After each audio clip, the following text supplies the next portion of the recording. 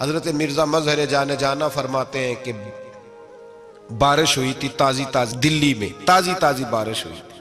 ایک بابا لکڑی کے جوتے پہنے کھڑا ہوں، اللہ اللہ اللہ، اسی کسے دے کچھ بھی نہیں لگ دے، نہ کوئی ساڈا دردی.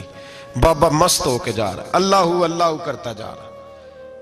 ایک طوائف اپنے کوٹھے سے اتر کے تو سیڑھیوں پہ بیٹھی تھی، ساتھ اس کا یار بھی بیٹھا تھا. بابا اپنی مستی میں جا رہا، تو بابا جی کے پیروں سے کچھ مٹی اڑی تو اس عورت کے کپڑوں پہ پڑ گئی. پرواہ نہیں، بزرگ گزر رہے. وہ یار اس کا دوڑا ہوا آیا، اس نے آ کے تھپڑ مارا. کا خیال نہیں سارے اس کے کپڑے آلودہ کر دیے، تو کدھر تیرا دماغ نہیں ٹھیک؟ بابے نے نظر اٹھائی، کہا بیٹے میں نے دیکھا نہیں، چل اللہ تیرا بھلا کرے، تو نے بدلہ لے لیا. بابا جی چپ کر کے وَإِذَا خَاطَبَهُمُ الْجَاهِلُونَ قَالُوا السَّلَامَ، چپ کر کے گزر گئے. ٹھنڈ کا موسم تھا، بارش تازہ ہوئی تھی، حلوائی دودھ کاڑ رہا تھا. اس نے بٹھایا بابا جی کو پھٹے پہ، پیالہ پکڑا، دوڑ کے آگے بڑھا. بزرگ آ گئے، آئیے بیٹھیے. دودھ کا گرم گرم پیالہ شکر ڈال کے دیا. بابا جی نے دودھ پیا، پھر نظر جھکی، پھر رنگ بدلا. کہنے لگے مالک تو کتنا بے نیاز ہے، کہیں تھپڑ مرواتا ہے، کہیں دودھ پلاتا ہے. تیری بے نیازی ہے نا، ادھر تھپڑ مروایا، یہاں دودھ پلایا، تو ہی جانتا ہے تیرے رنگ کیا ہے. ابھی بابا وہیں بیٹھا تھا، دوڑے آئے پیچھے سے لوگ، شور ہوا. بابے کو دبوچ کے وہاں لے گئے جہاں اس نوجوان نے تھپڑ مارا تھا. کہا تو اللہ کا بندہ ہے، اللہ کے بندے بد دعا تو نہیں دیتے. ہوا کیا؟ کہا تو نے بد دعا دی ہے؟ کہا نہیں دی، بات بتاؤ. کہنے لگے اس نے تجھے تھپڑ مارا ہے، چھت پہ چڑھا ہے، پیر پھسلا ہے، گردن کے بل گرا ہے، منکا ٹوٹ گیا، مر گیا ہے، تو نے بد دعا دی ہے. بابا جی کہنے لگے یار میں نے تو دوسرا لفظ بھی نہیں کہا، بھلا ہو کہہ کے گزرا ہوں، میں نے نہیں بد دعا دی. کہا تو نے دی ہے تبھی تو مر گیا. کہا نہیں دی. کہا بابا تو بزرگ آدمی ہے، سچ بول. تو بابا جی کہنے لگے سچ سنو. پھر میں آ رہا تھا، میرے پیروں سے مٹی اڑی، اس کے یار کے کپڑوں پہ پڑی، اسے برا لگا، اس نے مجھے مارا. جب اس نے مجھے مارا تو میں کوئی لاوارث تو نہیں تھا، جب اس نے مجھے مارا تو میں کوئی لاوارث تو نہیں تھا. مجھے دشمنوں نہ چھیڑو، میرا ہے کوئی جہاں میں ابھی پکار لوں گا، نہیں دور ہے مدینہ. اس نے مجھے مارا تو میں کوئی لاوارث تھا کہ میرا بدلہ کوئی نہ لیتا.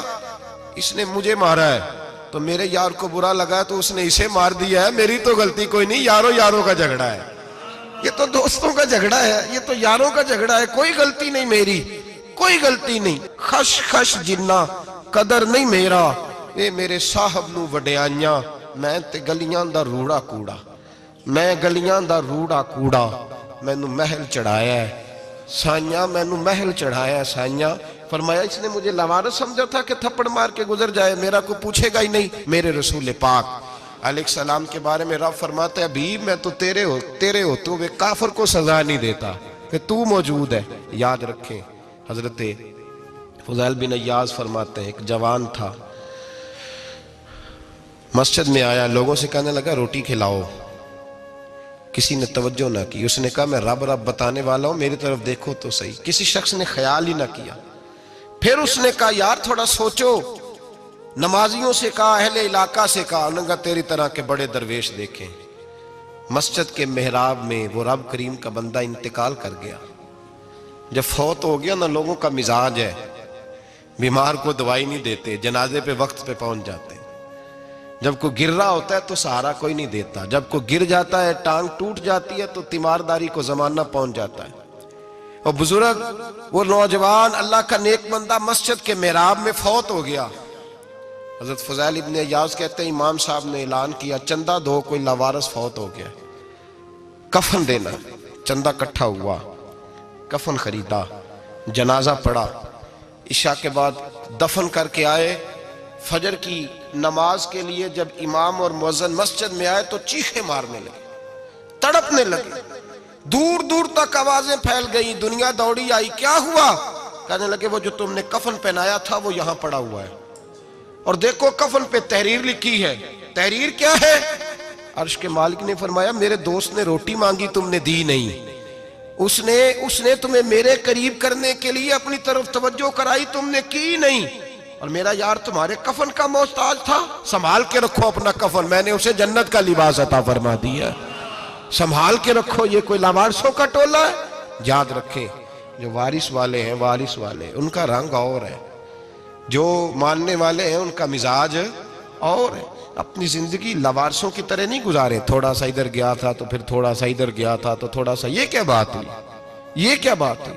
اپنے آپ کو، اپنی نسبت کو، اپنے عقیدے کو مضبوط رکھیں۔ 1 انچ کے لیے اعلیٰ حضرت فاضل بریلوی رحمت اللہ علیہ کے مکان کی دیوار گر گئی، ایک کونا مکان کا، آپ جانتے ہیں پرانی دیواریں چھوٹی ہوتی تھی اور بارشوں میں اکثر گھروں کی دیواریں گری ہوئی ہوتی تھی، ایک سائیڈ کی دیوار گر گئی تو اس کونے میں ہندوؤں کا گھر تھا۔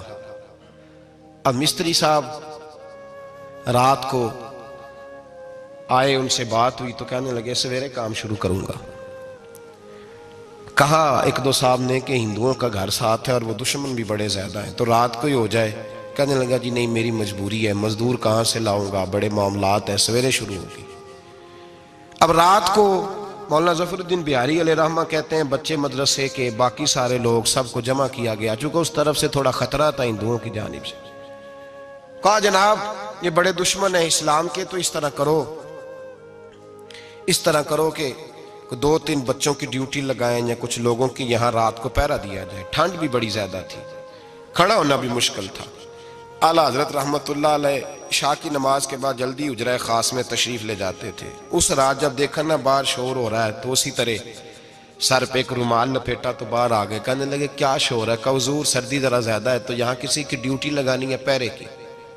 2 منٹ خاموش رہے، پھر فرمانے لگے کوئی ضرورت نہیں، جاؤ سو جاؤ سارے جا کے، کوئی ضرورت نہیں، جاؤ اپنے اپنے گھروں کو، کوئی حاجت نہیں، پہنچ جاؤ۔ کہا حضور مہربانی کرے، وہ طے ہونے لگا تھا۔ فرمایا میری وجہ سے کیوں کوئی ساری رات بیدار رہے، جاؤ تمہیں کہا نا آرام کرو۔ لوگ سو گئے۔ صبح فجر کی نماز پڑھ کے اعلیٰ حضرت رحمت اللہ تعالی علیہ جب سیڑھیاں اتر رہے تھے رضا مسجد کی، تو وہ جس ہندو کی جانب سے زیادہ خطرہ تھا وہ سیڑھیوں پہ بیٹھا تھا، مسجد کی سیڑھیوں پہ۔ سب لوگوں کی توجہ ہو گئی، کہنے لگا مولانا میں کلمہ پڑھنے آیا ہوں، مجھے کلمہ پڑھا کے مسلمان کر دو، میں کلمہ پڑھنے آیا ہوں، مسلمان کریں۔ لوگوں کی توجہ، اعلیٰ فرمانے لگے نہیں ابھی تو انتظار کر، تھوڑی دیر کے اچھی طرح سوچ لے۔